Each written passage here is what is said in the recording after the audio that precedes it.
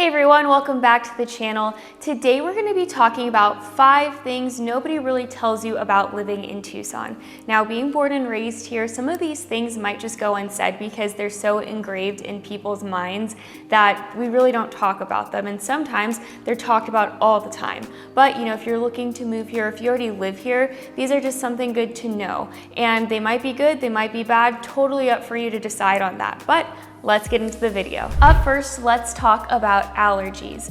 Now, being in the desert, you are going to experience, at least from what I've heard and just from traveling other places, a little bit less allergy seasons because we're not dealing with super green, blooming places, at least in the southern area of Arizona, being more in the Sonoran Desert. Of course, we do still have, spring and fall bloomage. And I think that's definitely where it gets a little bit worse for some people is, for about a 2-3 week period when the mesquite and the Palo Verde trees are blooming, you'll see all these yellow flowers everywhere. You can definitely feel a spike in allergies for some people. I know for myself personally, for majority of my life, I never dealt with it, but as I've gotten a little bit older, I started to feel the allergies a little bit, and that's really also dependent on the rainfall that we've had.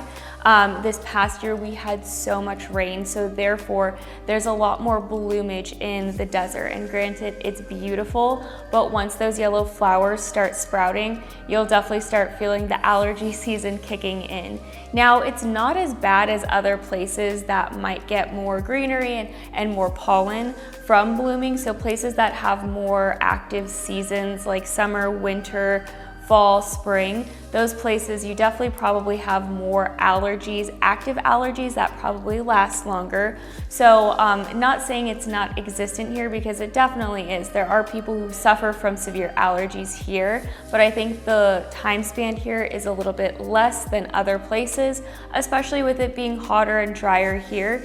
You're really not dealing with the pollen and the active flowers growing as if you were in other places. Next, let's talk about snow in the desert. Now, I don't think you probably thought those two words really go together, and typically they don't. But one thing that I think is really cool about Tucson is, no, we really don't get snow here in town in the valley. There might be one day a year where it's cold and there's more kind of a flurry and it might snow, but it doesn't stick. We really don't get snow days, anything like that. But one thing that I do think is really cool and that a lot of people aren't really aware of when they are traveling here or moving here is about 40 minutes to an hour north of Tucson going up the Catalina Mountains, you'll find a little town called Mount Lemmon, and it's a really beautiful cabin town with pine trees and everything. Gorgeous, gorgeous town. That is something really cool. During the colder months, it does get a lot of snow there, and you can even ski up there. There's a lift and everything. I think it's a really fun, cool getaway, whether you're doing a day trip or if you're going to stay in one of the hotels there for the weekend. It's something really fun and totally different from Tucson. You have down in the valley in Tucson, you're in a desert climate, and then up there you're going into a completely different ecosystem, which is really cool, and especially if it's less than an hour drive just going up the mountain. Another great thing, if you're not really wanting to do that or if you're wanting more of a getaway, we're only about 5 hours away from the White Mountains in the Pine Top area. So again, another pine forest escape. Or if you want to go 4 hours just north, then you're going to be getting into the Flagstaff city area. And I think that's a really cool option as well. It definitely gets a lot colder up there, both of those places in the White Mountains and also in Flagstaff. You're going to be getting those actual real legit snow and more of that wintry northeast type snow. So something that does stick, where you are going to need to make sure you have some snow clothes and all of that, something we're not used to here in Tucson. So something you'd probably need to buy if you are living more in the southern area. But it's a lot of fun, and it makes it a really cool option for if you're living and loving the desert life. If you want to get away during the winter months for a little bit, whether it's an hour drive or if you're okay with a 4 to 5 hour drive and doing a cool weekend trip, you can go and have a really cool snow staycation just a little bit north of the state.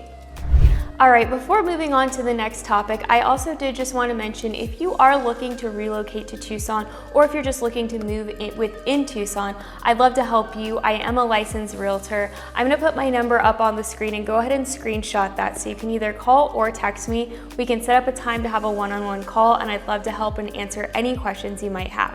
Now, let's talk about desert wildlife. And I actually get asked this question quite a bit by all of my out-of-state clients, which it's a good question. You're moving to a completely new ecosystem probably, and you're not used to our wildlife. And a lot of that and a lot of what people are either know of or aware of are going to be our rattlesnakes, scorpions, coyotes, javelinas, tarantulas, and they all sound, majority of them, at least 3 of the 5 that I just mentioned, they sound pretty scary and you don't know how to handle them. I will say it really depends on where you're living with what you're going to see. I do think I have been noticing the past, I want to say 3-4 years or so, more javelinas and coyotes in more of the central area. Typically they stay more out in the outskirts, more closer to the mountain, more close to, of the wildlife and just the desert landscape. They don't really want to bother humans. I think the javelinas definitely do get into trash quite frequently. That's what they eat. So if you are closer to the mountain or closer to more washes, there is a potential that they might get into your trash bins. They've never gone into mine, but I've had friends and other clients that they definitely have rummaged through their stuff. But they're, for the most part, pretty harmless, but again, they're a wild animal. So if they feel threatened, they're probably going to react a little bit, but majority of the time when I've been in passing of a javelina, you kind of let them go their own way and they go their way unless they feel threatened. As for coyotes, pretty much the same thing as well, unless you're really kind of within, desert area where they're going in and out of hiding. They're not just out and about as frequently as you would think.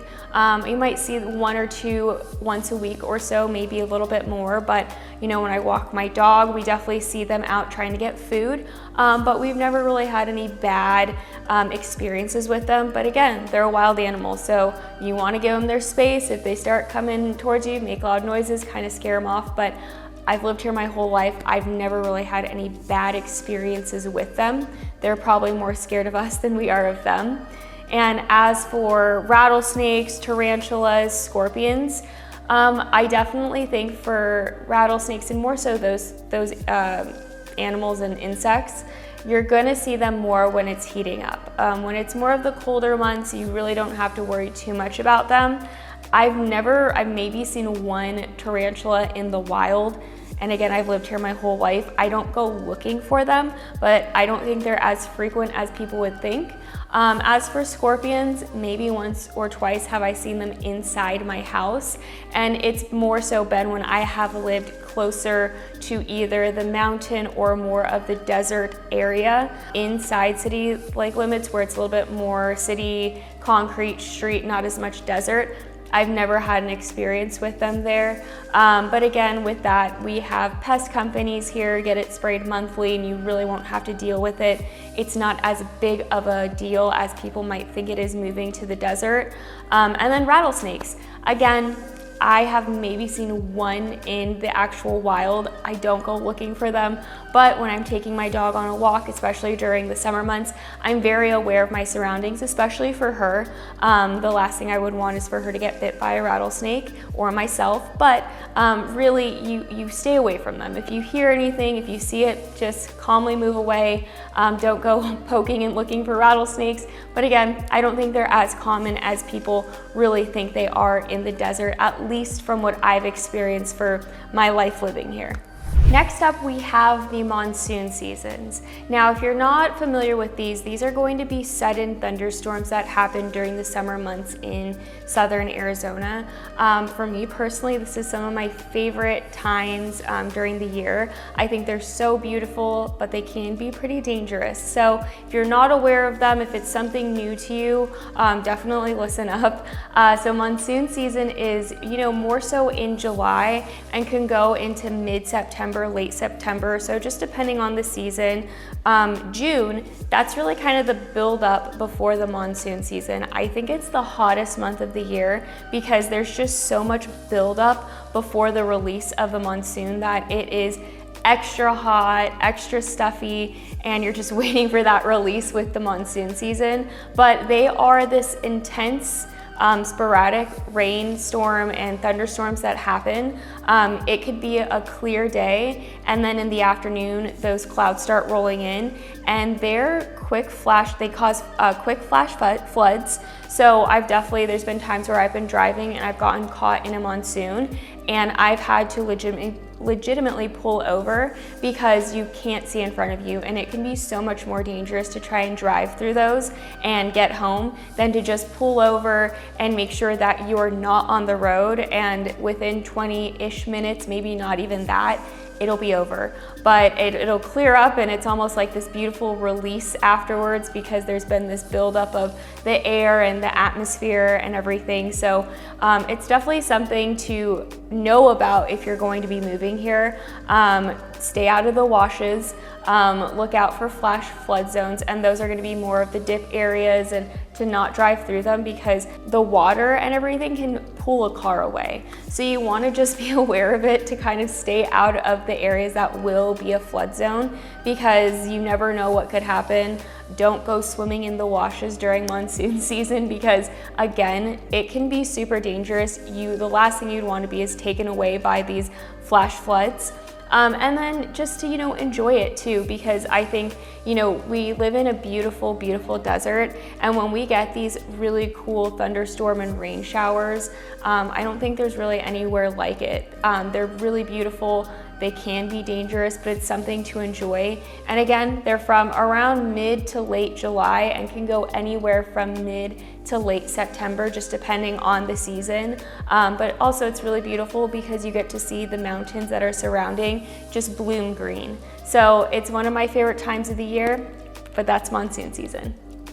Last up, Tucson is a super friendly bike city. I've had so many clients that have moved here, besides wanting to move to Tucson in general, but from out of state, and they are avid cyclists. And one of the best things I think about the city, and especially for this outdoor recreational sport, is that there's over hundreds of miles of just bike trails, paths, all of these options for cyclists.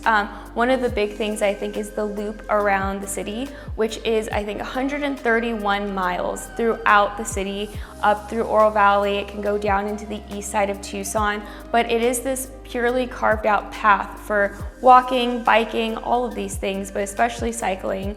There's so many different communities throughout the city for cycling clubs and just, really forming that camaraderie around the sport. And if it's not something that you've ever done before, it's something really cool to try because you're in such a beautiful landscape area and there's such a thriving community here for it.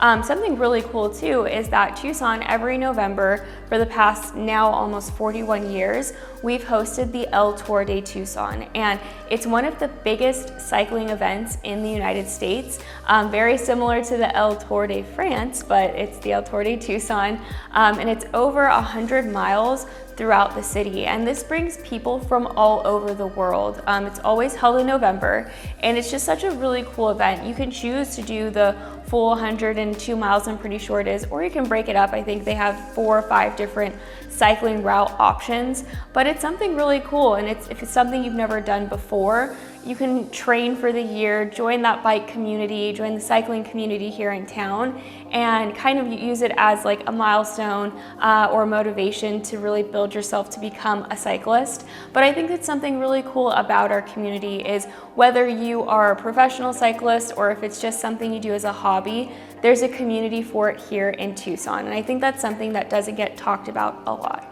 Well, that wraps up the video. I hope that this was interesting for you and it kind of cleared up some ideas of things you didn't know about Tucson. I think there's quite a few things that a lot of people are not aware of, and I'd love to share more if it is something of interest to you. But if you are looking to relocate to Tucson, or if you're in Tucson and looking to buy or sell, I'd love to help you. You can contact me through text, email, phone, whichever way is easiest, and I'd love to set up a one-on-one call with you. But I look forward to seeing you in the next video.